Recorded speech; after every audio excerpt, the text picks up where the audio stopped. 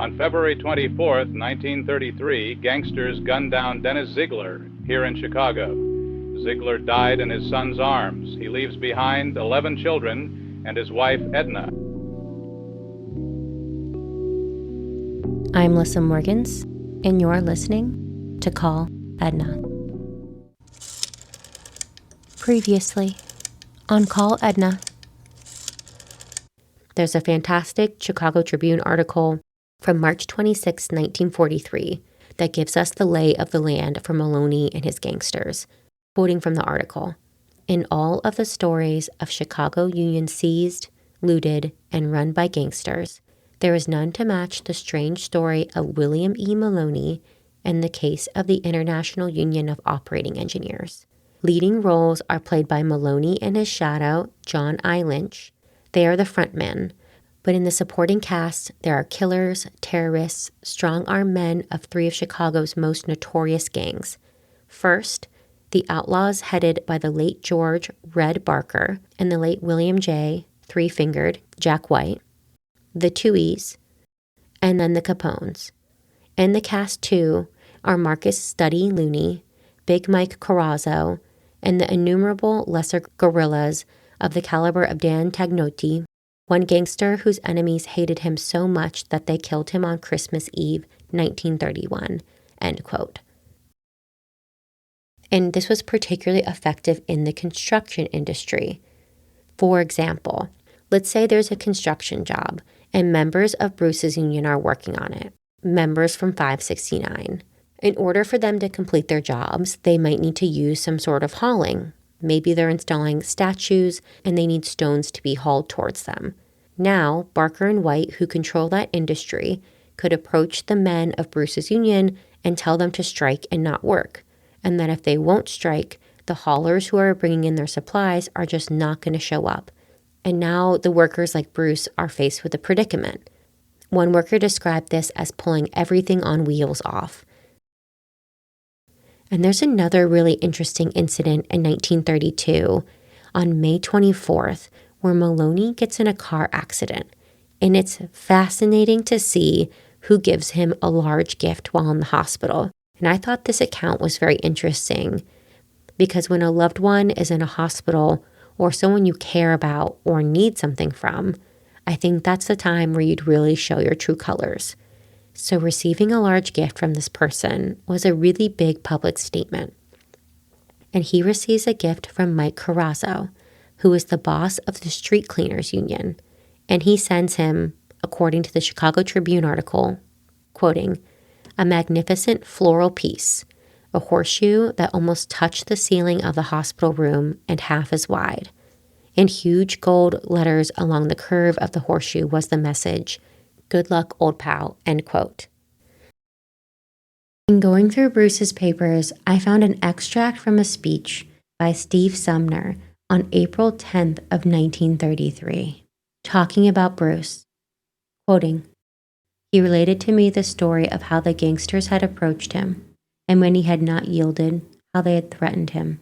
There, in my office, that night last February, Dennis Ziegler gave me in detail of what was going on in Lake County with regard to the paving contracts. He explained in detail the scheming and conniving of the gangsters to destroy union labor and gangsterize a legitimate union, of the threats and intimidation and terrorism directed at the contractors, and everyone who had anything to do with the building of roads in Lake County. All of this to say was unfolded to me by Dennis Ziegler, and it was a revelation." Episode 12, The Boss. Hello and welcome back to Call Edna, the podcast where we're solving my great-great-grandfather's murder in Prohibition-era Chicago. Before we dive into today's episode, The Boss, I did want to make a quick correction to the date of Anton Cermak's death, which was March 6th, not February 6th of 1933. I was going in chronological order and context, but I did misspeak and say February. So if you also noticed that, do not worry. Gary also did, and let me know. And today we're diving into another large suspect from our list. One person who hasn't come up a lot in our investigation to date, But after reading Steve Sumner's speech on Bruce, has become even more relevant to this investigation. If you recall from Steve Sumner's speech, he mentioned that the project that Bruce was working on prior to his murder, the project where he clearly was having a lot of anxiety, fear, and anguish around what was happening, was a paving contract in Lake County. And I thought this was odd for a couple of reasons. One, as you know, local number 569 was jurisdictionally limited to Cook County. So I thought it was interesting that Bruce, by this time, was working on something involving Lake County, a county just north of Cook County. And second, I'd heard of Bruce's projects from the 1920s and 1930s, and they had all been buildings. So I hadn't pictured him as someone who would be involved in paving contracts as part of the Hoisting and Operating Engineers Union. But there was a large figure who controlled the paving industry in the Chicagoland area, someone who's been on our suspect list. And now that we know that Bruce was working on paving contracts, someone who is increasingly suspicious, and that is William Maloney's friend, Mike Carrozzo, the boss. So let's get to Mike.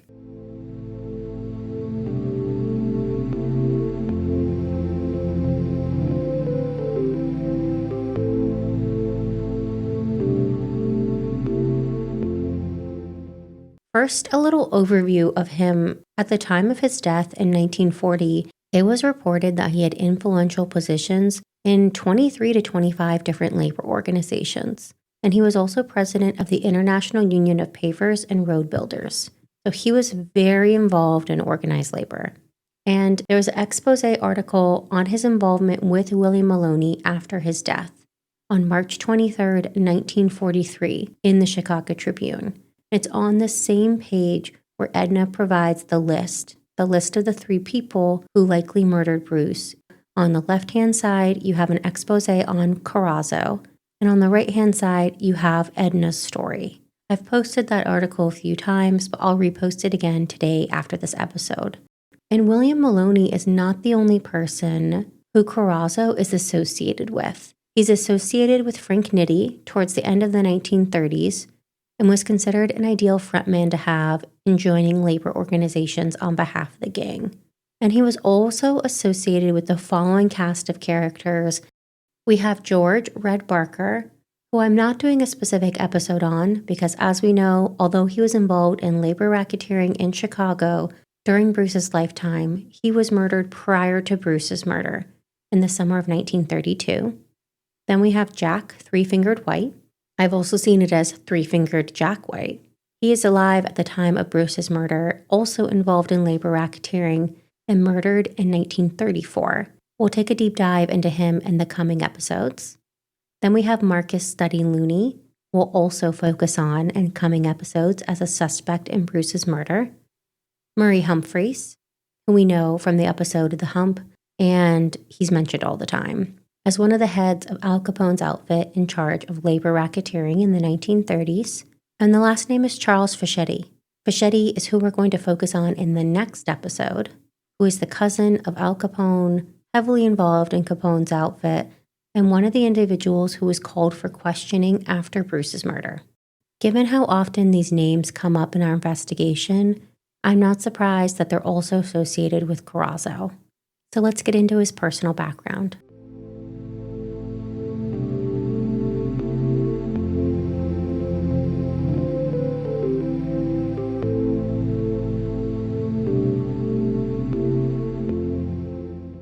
Carrozzo was born in Italy and came to the United States when he was 11 years old in 1909, and he arrived in the Chicago area when he was about 14. From census records and the like, I found out that he had a wife named Julie. He had 2 kids, as well as a cook and a maid, according to the 1940 census, which was taken just shortly before his death, as he died at the age of 45 in 1940 itself. And he has a really similar story to a lot of the individuals we've talked about. In 1917 to 1919, he was a messenger and then a bodyguard for Big Jim Colosimo, the large mobster figure who predates Al Capone. And it's suspected that he was a bodyguard for Big Jim at the same time Al Capone was. So they get to know each other quite early on. But it's clear he starts to gain power more towards the latter half of the 1920s and early 1930s. In 1920 itself, he's actually indicted for the assassination of a man named Maurice Enright, who was a gunman associated with the Pipe Trade Council, plumbers, and steam fitters, but he's eventually cleared of those charges when the eyewitnesses mysteriously disappear, and so the indictments have to be nol prost. And if you're not familiar with that term, that's when a prosecutor voluntarily drops the charges that they've brought against someone. Skipping ahead to 1925, we start to see that he's become involved in labor, and the labor unions that he originally gets involved with relate to streets and their regulation. So he's associated with the Street Sweepers Union, the Street Repairs Union, the Dump Foremen, and the Garbage Wagon Drivers Union. And he leads a large strike for all those groups in the effort to get them increased wages. For most of those groups, they wanted to move from 50 cents a day to $1 a day in wages.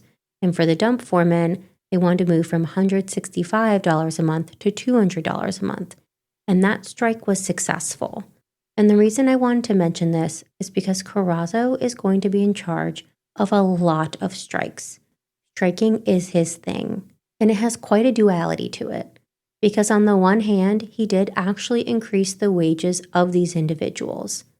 But on the other hand, as we'll see as the dates keep flipping by, the reason why he typically held strikes was not in the workers' interest, but in his own personal interests, as he gained power and control over all these unions, and then pairing up with Maloney, began to control the construction and building industry in Chicago. So by threatening to withhold the labor from all the organizations he chose, he controlled the industry and controlled how much he could get in his own pockets. That being said, there were instances where workers did have increased wages and things as a result of these strikes. And during the 1930s, we see him pair up with William Maloney and essentially completely take over the paving industry. If you recall from the racket, I explained how Maloney would pull what people considered, quote, everything on wheels if they didn't acquiesce to his prices, his men, his controls, etc. And he does this through his partnership with Carrozzo, because road paving is an extremely important industry in the early 1930s. So if you wanted to enter into a paving or street construction contract, of which there were many, you had to pay Carrozzo an extra 10%, which they considered, quote, strike insurance. So that was Carrozzo ensuring you that he wouldn't just strike and pull everything off the job, or have Maloney pull everything off a job. And if you pay that 10% plus a bonus, and by the way, that 10% in bonus must be made in cash, then he would guarantee to you that the job would go smoothly. And from what I can tell, a lot of people paid this 10% upcharge on their contracts, because when Carrozzo threatened to strike, he really did it. There are countless strikes and newspaper articles of Carrozzo leading thousands of men off the job, in addition to whoever Maloney had, in order for his demands to be met. And this only increased as the 1930s went on. And he also worked with Al Capone directly. In 1930, Al Capone wanted Carrozzo to be one of the frontmen on the Chicago Building Trades Council for the Chicago outfit. And there was an election where they were going to put him up against another candidate who was likely to be elected, but some honest members of the council found out about Capone's scheme and moved the election up 2 weeks so that there wouldn't be a successful campaign, and an honest candidate is elected into office. But this didn't stop Capone, Maloney, or Carrozzo from going forward. So I wanted to see what he was up to at the time of Bruce's murder in January and February of 1933.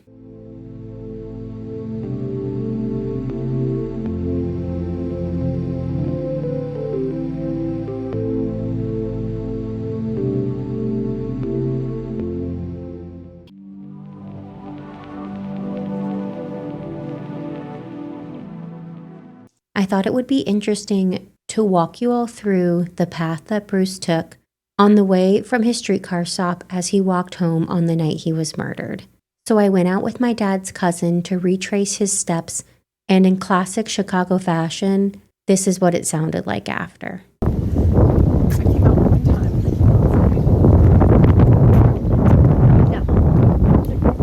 So I hope you learned a lot about Bruce's path from that. And moving on.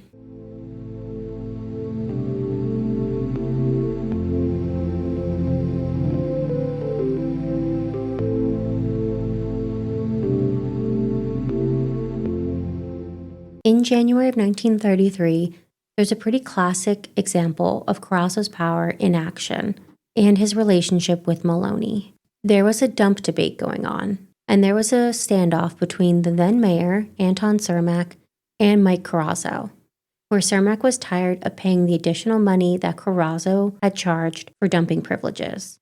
So Carrozzo pulls his men from the dump to strike against the city, and then Cermak ordered that all city dumps be closed except for the ones that didn't pay for dumping privileges. And Cermak told the public that Carrozzo was forcing the city, extorting the city really, to use higher paid dumping spots. But as we know, when you're going up against Carrozzo, it's not just him alone. So Carrozzo got with his friends and they put a plan in action. For the city dumps that were still open and not associated with Carrozzo, they still needed truck drivers to drive the trash to those dumps. So the truck drivers who were associated with Three Finger Jack White's union also joined the strike, refusing to haul any trash to the dumps not associated with Carrozzo. This created mayhem, and the result was that there were 15 wards in Chicago that didn't have collection of ashes, rubbish, or garbage. City officials then asked State's Attorney Courtney to investigate the motivation behind the strike. But of course, that doesn't happen. And eventually the city gives in so that trash can be hauled. And there are countless examples of this during the short time that Cermak was in office. Those examples where Carrozzo pulled thousands of his own workers off of paving jobs, at the same time that Three Finger Jack White and Maloney pulled hundreds of steamroller men off of jobs so that no part of the job could be completed. Getting closer to the time of Bruce's murder, on February 12th of 1933, there was another standoff between Cermak and Carrozzo, this time over snow removal, where Carrozzo and Cermak go at it back and forth over who can be hired to remove the snow. But I didn't see any headlines related to Carrozzo and paving contracts around this time, so it was not immediately apparent what contract Bruce was talking about or working on, and that led me down a rabbit hole of trying to determine what paving contracts Bruce was talking about at the time of his murder. But before we get there, a little more on Carrozzo himself. His penchant for striking didn't wane in 1933. In May of that year, he led in an unofficial strike of city street sweepers who walked out from their jobs after gangsters had showed up at their ward yards and threatened them. In November of 1933, Carrozzo led a strike of the garbage handlers workers, this time against the new mayor, Mayor Kelly. And this continues to be his MO throughout the rest of the 30s. And finally, in April of 1940, things catch up with him.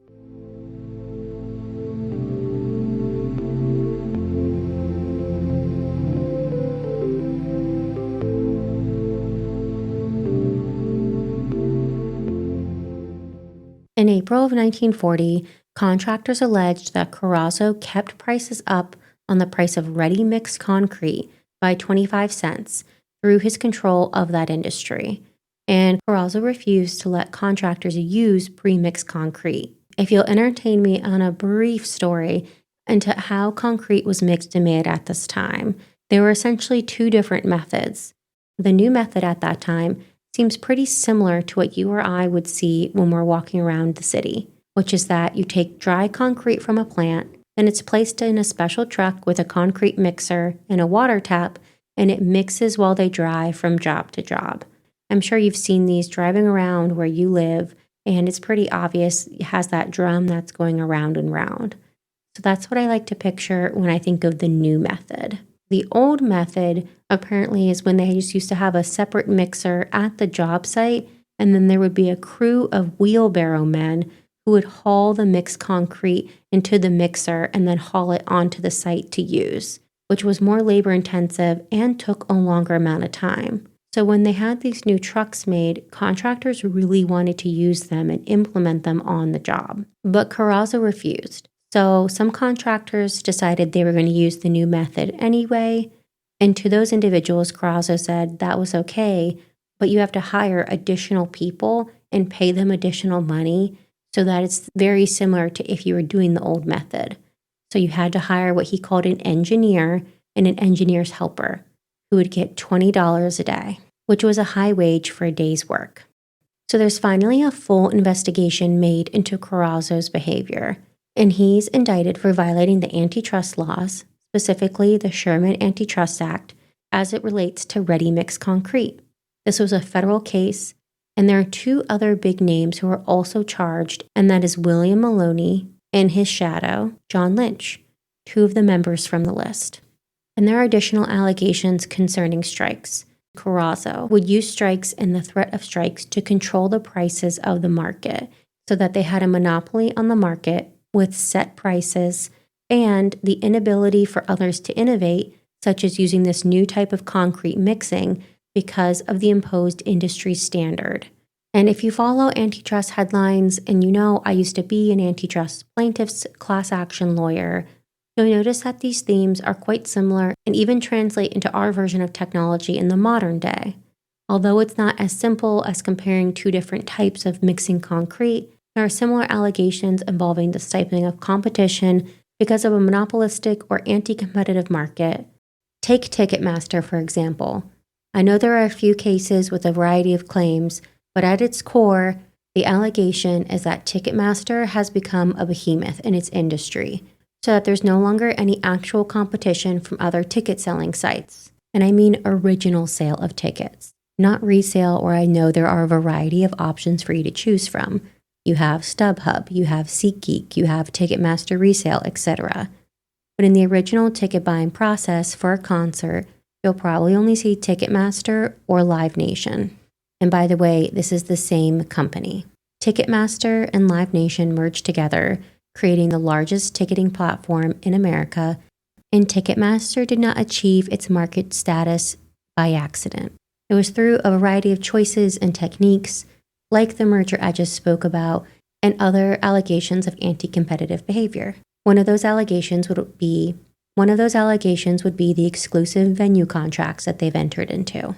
So if you're a singer-songwriter who really doesn't want to use Ticketmaster but wants to perform in certain type of venues, you're then locked into using Ticketmaster, and then so are the people who want to attend your show, and you might just say, well, find another venue. Maybe in other markets there'd be other venues with other options for you to find, but because of their position so far in the market, there are no longer other alternatives, so you're forced to use Ticketmaster, or in this case, you're forced to use Carrozzo, his labor on his terms, because he controls the market.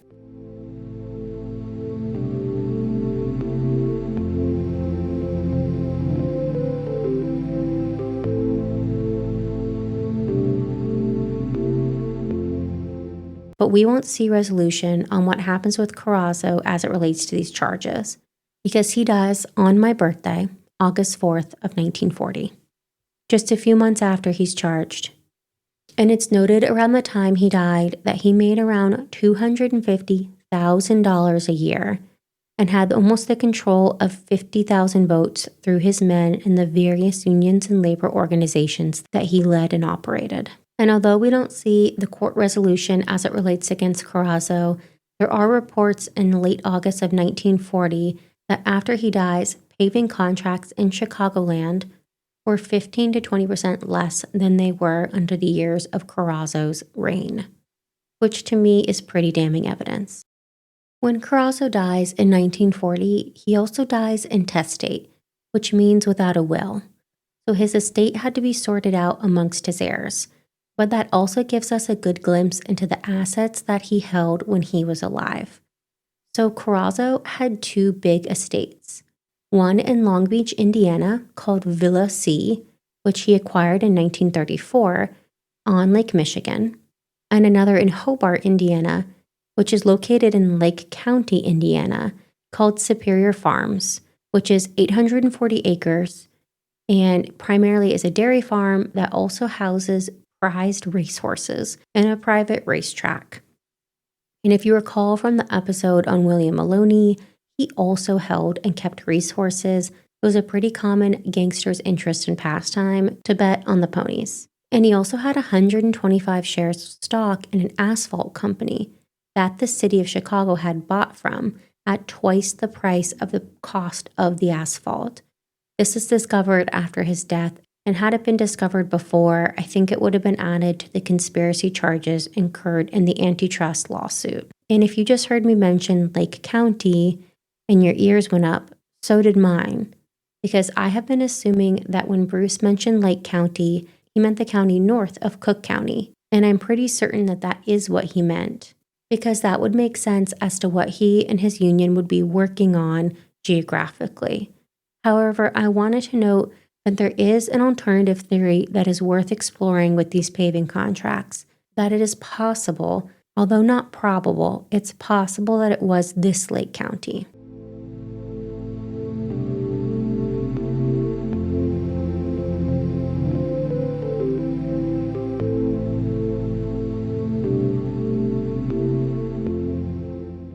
And that gets us into paving. I'm very curious about what contracts Bruce was working on. It's the last insight we have into Bruce's life. And we also know his state of mind in the month leading up to his murder, which was increased anxiety over whatever was happening with those contracts. So to me, learning more about Carrozzo and the chokehold that he had on the paving industry moved him up on the suspect list tenfold. I mean, he's associated with Maloney, and he's involved in the exact industry that Bruce was working in around the time he was murdered. And it had me thinking, was there a contract so lucrative at this time that it was finally time to take Bruce out? Bruce, who had been an opponent of Maloney for years at this point, and now was equally getting into Carrozzo's business. And so that led me into a deep dive into the paving world of Chicagoland, a term I've used a few times in this podcast to refer to the city of Chicago and the surrounding area. In the 1930s, there were 5 different governmental bodies that were doing paving in Chicago. And I'll add that some were funded by federal grants, but these would be the 5 bodies carrying out the projects. So these would be the bodies accepting bids on paving contracts that maybe Bruce was associated with. And that would be the state of Illinois, the county of Cook, the Chicago Park District, the city of Chicago, and the Board of Local Improvements. And because Bruce specified Lake County, which I'm pretty certain he was referring to the Lake County in Illinois, I contacted a museum in Lake County, the Dunn Museum, concerning paving contracts and projects going on in the county at that time.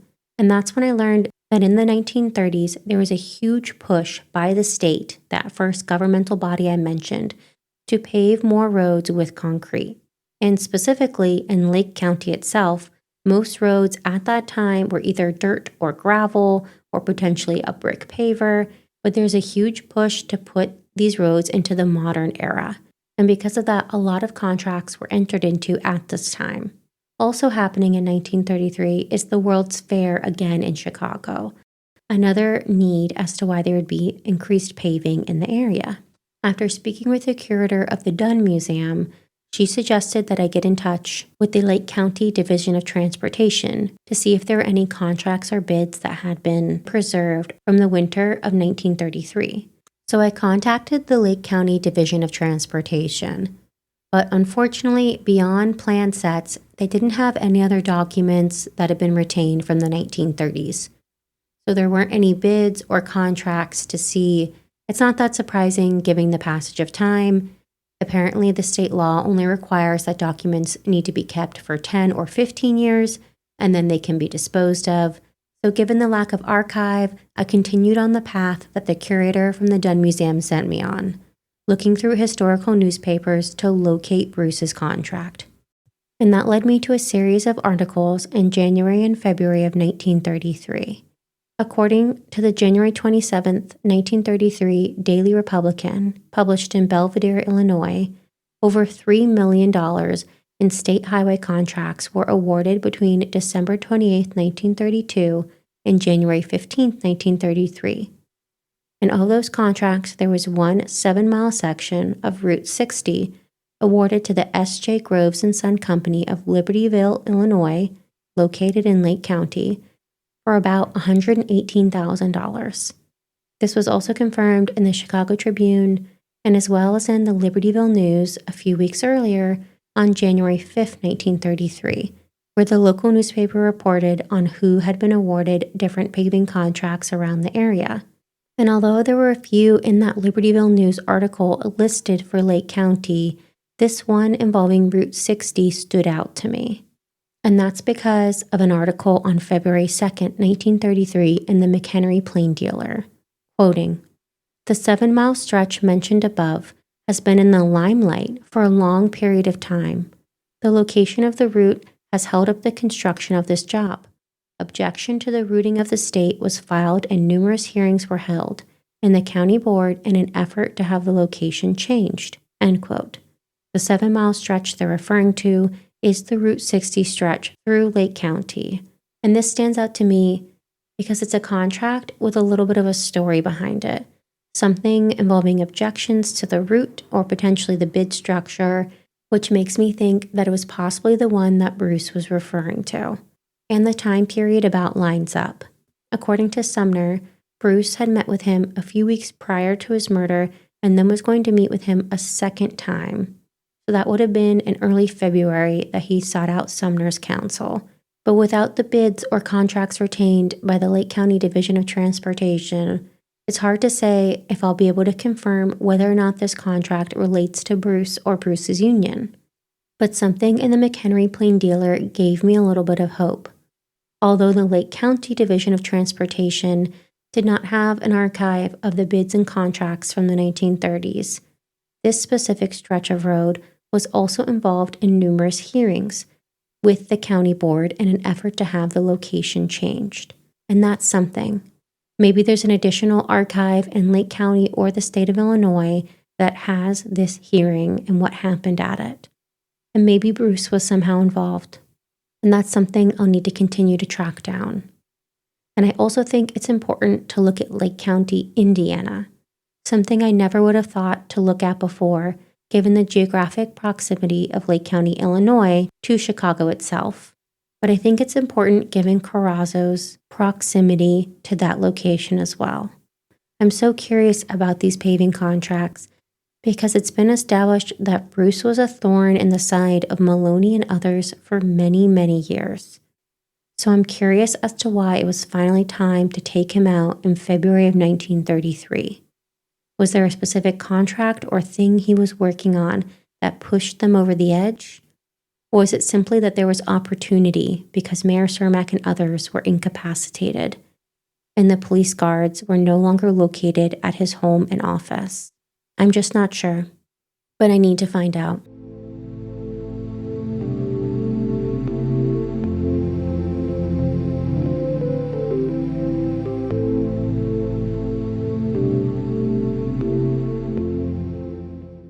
And I have an update for you on the Westbrook Pegler papers, the ones that were located in the Herbert Hoover Museum in Iowa that my dad and I went to in negative 20-degree weather. And unfortunately, we didn't find what we were looking for. Not only did we not find the police file that I believe Pegler had in the 1940s, we didn't find much about Bruce at all.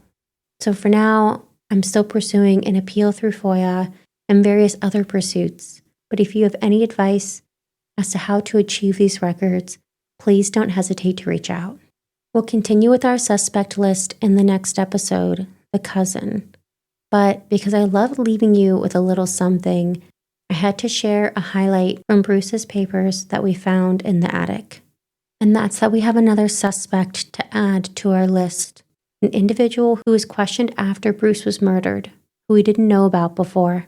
Daniel Kane, age 33, listed as the head of the Chicago Coal Teamsters Union and the brother-in-law of the late George Red Barker. See you next time in The Cousin and His Friends.